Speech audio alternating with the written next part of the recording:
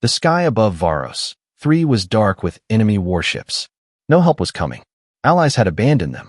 Hope was dead, until a ripple tore through space. Earth's fiercest fleet arrived, and the stars burned with human fury. The orbital station above Varos 3 was silent, its defense cannons long cold, its hangars empty. Inside, alien officers of the Volari resistance huddled in the command deck, listening to the grim silent stretch between crackling emergency signals. Commander Keltaron's voice was thin as he spoke into the comm. "This is Volari Command on Varos 3. We are surrounded. Requesting any reinforcements. Any at all. Please respond." But there was nothing. Not from the Central Coalition. Not from the Empire that promised to protect them. Their supposed allies had gone silent the moment the enemy fleet darkened their skies. "They abandoned us," whispered Tali, the young tactician. "There's no one left." "They're not coming," another muttered. "The humans were too far out. Weeks away," they said. If they cared at all. Taran stared through the viewport. Dozens of enemy destroyers now orbited the moon. Massive Jagari warships, sleek and soulless, with enough firepower to level a continent. "Begin evacuation protocols," he ordered softly. "We'll try to save who we can on the planet's surface." And then, without warning, the sensor screamed. Not from the Jagari. Something else had arrived. They rushed to the consoles. Dozens of FTL signatures bloomed like fire across space. Sharp, angular drive wakes the computer systems didn't recognize. Not Volari. Not Empire. Not Jagari. No, these were old codes. Terran codes. They weren't supposed to make it, Tali gasped. That's Earth's fleet signature, updated encryption, but unmistakable. The comms flared to life with a cold, clear voice. "This is Admiral Voss of the Terran Vanguard Fleet. Stand by for combat support. We're here to clean house." Taran's breath caught. He recognized the name.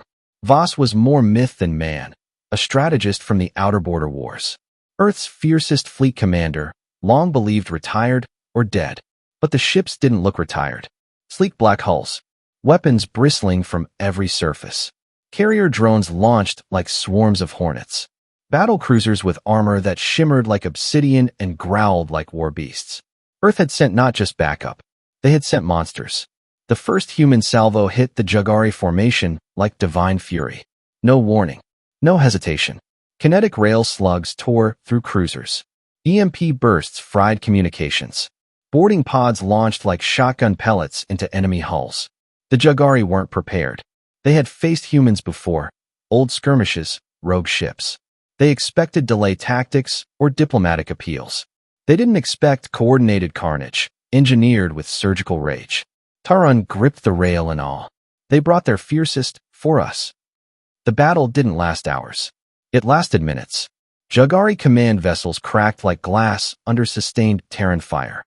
A Jagari dreadnought tried to flee, but it didn't get far. 3 human strike frigates overtook it, disabled its drives, and left it adrift. Inside the station, Volari soldiers and civilians alike stared at the feed, silent. No reinforcements had been expected. They'd all but signed their own death warrants. And then Earth had arrived like a storm. Admiral Voss's voice echoed again, calm and deliberate. "To all Volari on Varos 3. You are under Terran protection now. We do not forget allies. And we do not forgive betrayal." Tali whispered. Why did they come? No one else did. Taran nodded slowly. "Because humans don't measure distance. They measure loyalty." Outside, the humans were still mopping up. Instead of retreating, they spread, ships splitting into squads, liberating nearby outposts, disabling fleeing ships, and even deploying medics and engineers to help the ground population. The humans hadn't come just to fight. They'd come to win and rebuild. Later, Taran stood at the landing bay as a Terran shuttle docked.